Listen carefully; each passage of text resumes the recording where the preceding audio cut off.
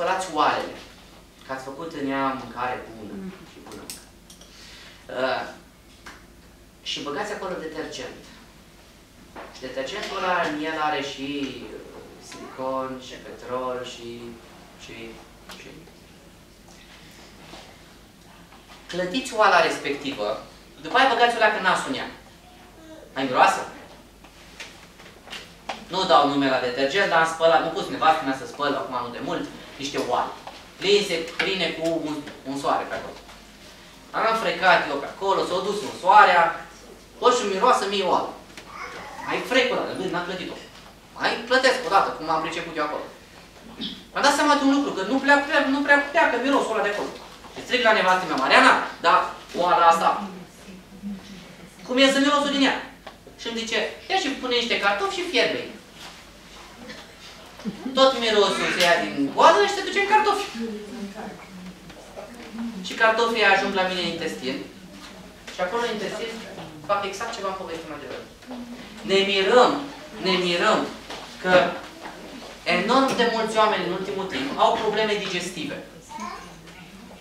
Au probleme, ba balonare, ba constipație, ba diaree, ba doare stomacul, ba... Da? Și sunt o grămadă de probleme digestive și ne întrebăm, dar pe vremea bunicului, de ce nu erau?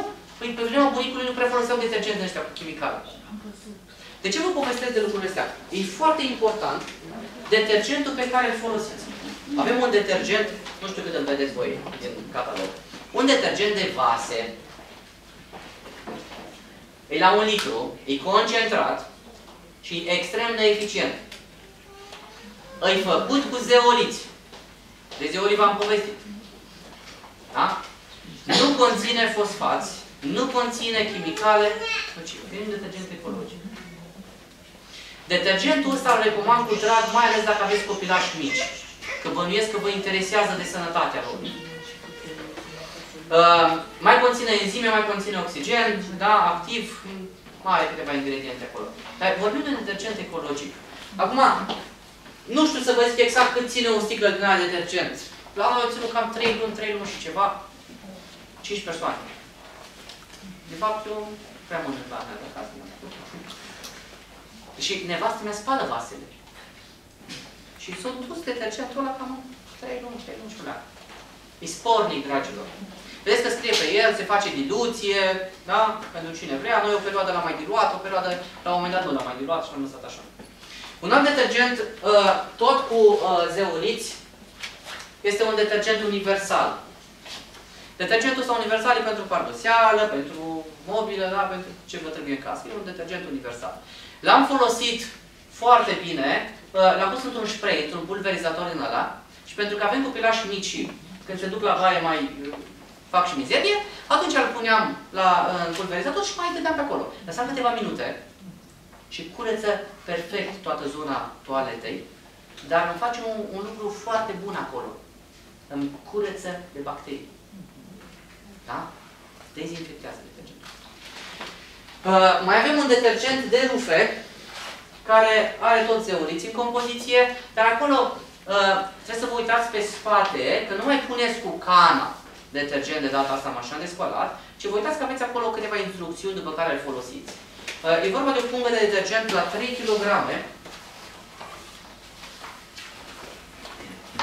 Nu mai este cu albastru, este cu alb acum, că eu schimbat punga, asta era la 2 kg, acum am făcut la 3 kg. Tot detergent ecologic, tot cu zeoliți. Un detergent la care nu folosești calgon. Pentru că zeolitul îmi curăță calcarul cu mașina de spălat. Am pățit-o acasă și am pus, n-am știut. Ce să vă zic? N-am știut. Și spre rușinea mea vă zic că nici n-am citit. Că scrie. Și am pus împreună cu rufe albe. Vă recunosc că am pus eu rufele albe. Și am pus rufele albe, am pus detergent și mi le-au făcut galbene. Eu l-am calcarul cu mașina de spălat și mi le-au băgat în rufe. Acum, în momentul în care pățiți așa, înseamnă că mașina dumneavoastră are prea mult calcar și trebuie să le mai spălați odată. Prima tură, dați-o împreună cu detergent, cu un covor, cu papuci, cu rufe negre, cu rufe de muncă, nu știu, da? Ca să-mi curețe mașina de calcarul de acolo. Detergentul ăsta este foarte bun pentru persoanele care au alergii la detergent. Ați văzut de copii care fac alergie de la anumite... și te mai mănâncă și mai scarpină cămașa. Nu? Noi am pățit-o. Și tot trebuia să schimb detergentul, că îl mânca cămașa pe ficiorul meu. Și iar schimbam detergentul. Și iar, da? Până când, la un moment dat, am dat un detergent care era mai ok pentru pielea lui. Dar vedeți că pielea e cel mai mare organ. Și o sta cu o cămașă, o jumătate de zi sau o zi. Și cămașa asta, când o spăl, rămâne în ea detergent. Dacă mai folosești și cocolină sau eu știu altă minunăție, alea toate rămân acolo. Nu știu de ce le folosim, dar... Să mirați frumos, da. După părerea mea, e cel mai nociv lucru. După părerea mea, e cel mai nociv lucru. Pentru că orice lucru care îl pui pe piele, îți pătrunde în interior. Orice lucru care îl pui pe piele, îți pătrunde în interior. Acum, detergentul ăsta care rămâne în cămașă, îmi pătrunde încet, încet prin piele. Am o prietenă, e asistentă pe la spiritual. Și mi-a zis așa, Robert, fii atent. Dacă vine cineva și tonează niște urină, acolo putem găsi substanțele care sunt în vopseaua de păr. Sau substanțele care le găsești pe la crema de față. Sau, da? Păi închipuiți-vă că detergentul ăla se transferă încet, încet prin piele. Și ne mirăm după aceea că trebuie să ajungem la medic. De asta v-am zis că sănătatea nu începe de la medic, dragilor. Sănătatea începe de la dumneavoastră de acasă, de la grija pe care o aveți față de corpul dumneavoastră. După părerea mea, 80% din boli, sau peste 80% din boli, ni le facem cu mâna noastră. Și nu-ți vinovați părinții, nu-i vinovată bunica, sau tot neamul că a avut cardiopatie ischemică și a avut probleme cu circulația, sau probleme cu inima. Și zicem așa, mama a avut probleme cu inima, bunica la fel, deci eu am să am probleme cu inima. Nu.